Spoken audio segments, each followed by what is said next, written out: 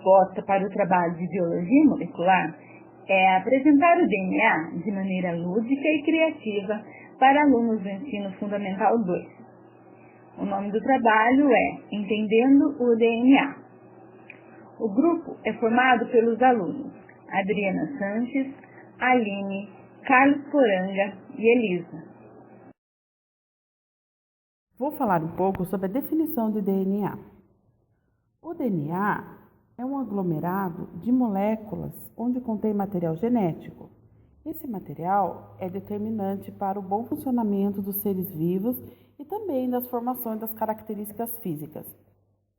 É importante porque, em outras razões, o DNA contém as informações para que se produzam proteínas e RNAs.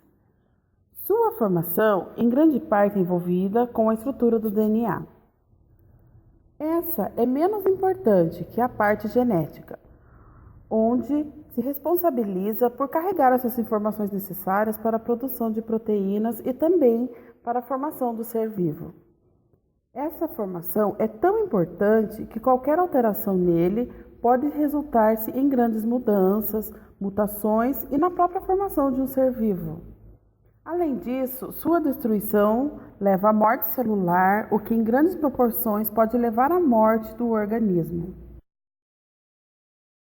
Entendemos que o DNA tem sido alvo de vários estudos ao longo de muitos anos.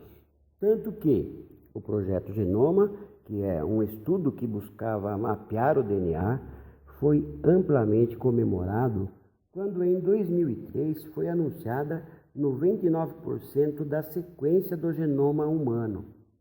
O estudo tinha a intenção de realizar esse mapeamento com o objetivo de que, ao conhecer o sequenciamento, favoreceria a fabricação de medicamentos e tratamentos mais efetivos, levando em consideração a genética de cada indivíduo. Como acontece a formação do DNA? O DNA age orientando a célula na produção de proteínas. É composto por 4 partes distintas, chamadas nucleotídeos. Essas 4 partes vão se repetindo em diferentes sequências. Cada nucleotídeo é um açúcar ligado com um fosfato e uma base nitrogenada, e acontece a formação de uma espécie de 2 espirais. O DNA tem importância para toda a formação e funcionamento do ser vivo, sendo responsável pela produção de proteínas, que apresentam diversas funções. As proteínas de transporte, que carregam substâncias como, por exemplo, o oxigênio do sangue, os anticorpos, que são proteínas protetoras do corpo contra doenças, e as enzimas, que realizam reações químicas no corpo.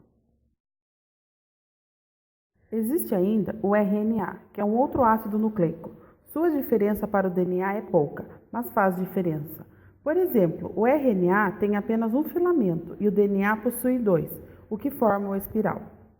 Outra diferença é a parte das células que contém RNA e o DNA. Enquanto em células procarionte, o que são células menos complexas, o DNA e o RNA estão no citoplasma. Nas células eucariontes, o RNA é encontrado no núcleo e no citoplasma, já o DNA somente no núcleo. A molécula de DNA é composta por uma dupla fita de nucleotídeos. Existem 4 subunidades de nucleotídeos e as 2 cadeias unem-se através de pontes de hidrogênio entre as bases nitrogenadas dos nucleotídeos. As cadeias são formadas por uma pentose, que é um açúcar de 5 carbonos, associada a um ou mais grupos fosfatos e uma base nitrogenada. O DNA é composto por uma desoxirribose e um grupo fosfato. As 4 bases nitrogenadas contidas no DNA são a adenina, a citosina, a guanina e a timina.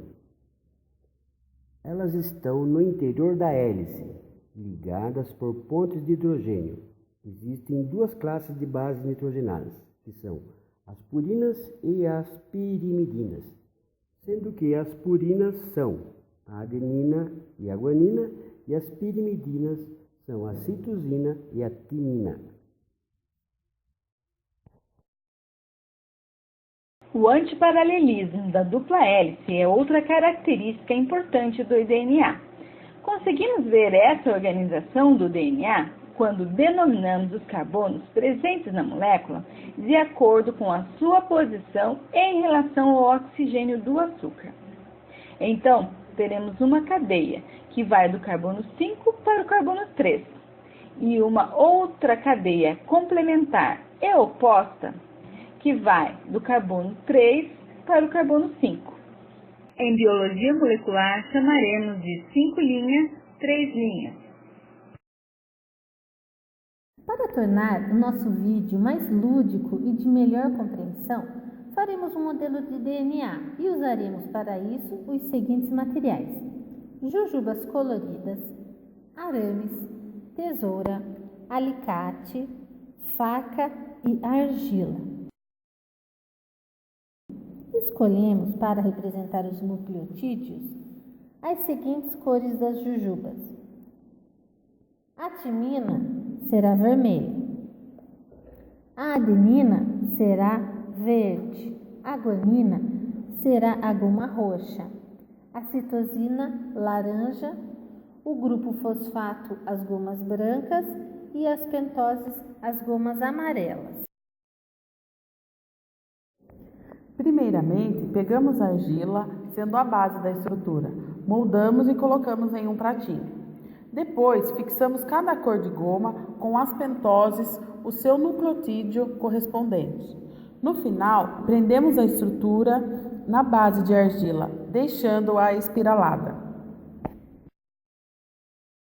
Os dois filamentos que compõem o DNA se enrolam um sobre o outro, o que formará uma dupla hélice, semelhante com uma espiral de caderno, podendo ter milhares de nucleotídeos.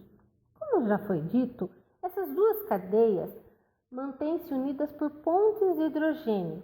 Entre os pares de bases temos o A, que é a adenina, que se ligará ao T, que é a timina, e o C, que é a citosina, se ligará ao G, que é a guanina, formando sempre uma cadeia complementar.